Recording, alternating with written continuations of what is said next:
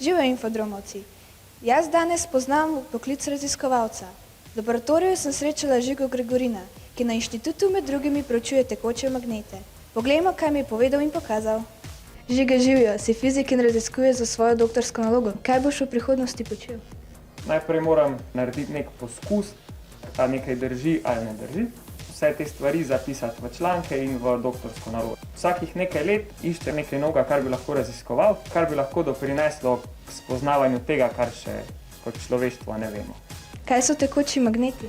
Je zmes majhnih, trdnih magnetkov, 100-krat manjših od premera lasu, in pa neke tekočine, naprimer vode, alkohola ali pa olja. Kje bi jih lahko uporabljali?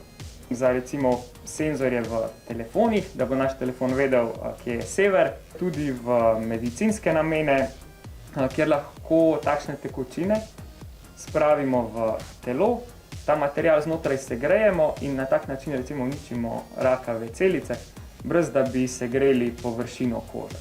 Kdo pa lahko postane raziskovalec ali pa znanstvenik?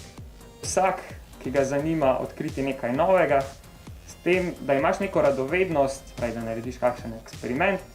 V zadnjih mesecih se veliko pogovarjamo, da moramo zaupati znanosti. Zakaj se tebi to zdi pomembno? Vse, kar znanstvenik naredi, ne more kar tako objaviti, ampak gre to še čez roke marsikaterega drugega svetovno znanega znanstvenika, da se te stvari preverijo in da vemo, da resnično držijo.